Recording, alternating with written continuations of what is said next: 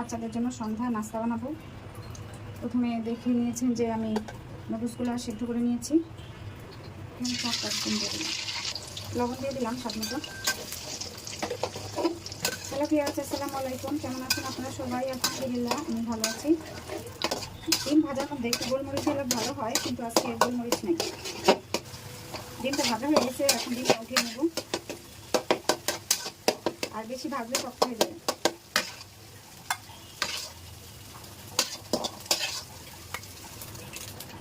আবার একটু তেল দিয়ে দিলাম। তারপর এখানে রসুন কুচি দিয়ে দিলাম। রসুন এখানে একটু মোটামুটি বেশি দিয়েছি। রসুন কুচিটা দিলে ভালো লাগে।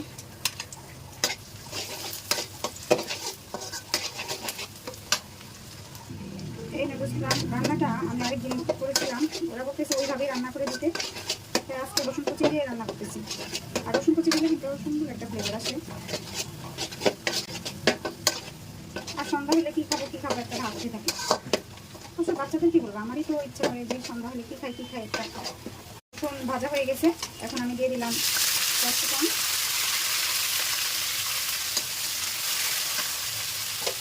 তারপর পেঁয়াজ কুচিগুলো কিউব করে নিয়েছি।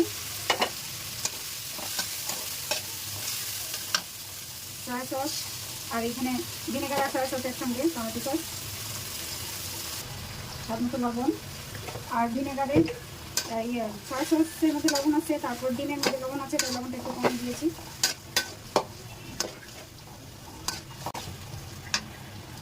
এখানে আছে চিকেন মশলা, তারপর নুডলসের মশলাগুলো আছে।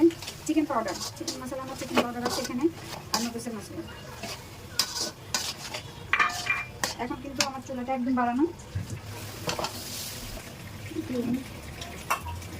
এখন শুধু নাড়াবো। তো গোলমরিচ থাকলে যে কি ভালো হতো না। তারপর কাঁচামরিচ কুচি।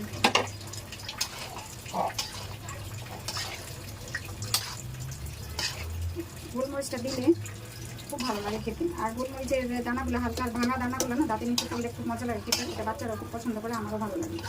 এখন নেড়ে মিশাই নেব। নুডলস রান্না হয়ে গেছে। আমার বড় মেয়ে বলতেছে আর একটু টমেটো সস লাগবে, তাই একটু দিলাম। আমার বড় মেয়ে আমার খুব স্বাদ বুঝে, কোনটাতে হলুদ বেশি হলো, কোনটাতে লবণ বেশি হলো, কোনটাতে আদা রসুন বেশি হলো, এত বুঝে মাশাআল্লাহ। তাই ভাবতেছি রান্না নিয়ে পড়ালেখা করাবো। ভালো হবে না বলেন?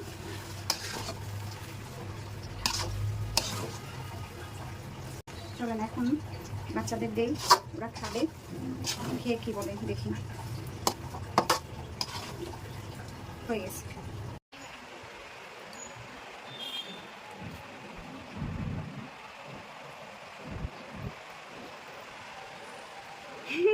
সাবা খাও। এই যে আমি নিয়েছি বাটিতে, আর এই যে আমার বড় মেয়ে নিয়েছে বড় বাটিতে, কারণ আজকে দুপুরে সে ভাত খায়নি, কোচিংয়ে চলে গেছিল। নিবা কেমন হয়েছে? আর উনি তো খেতেই পারে না, আস্তে আস্তে খায়। তুমি বলো কেমন হয়েছে? শাড়িটা কেমন হয়েছে বলো? মজা। আলহামদুলিল্লাহ।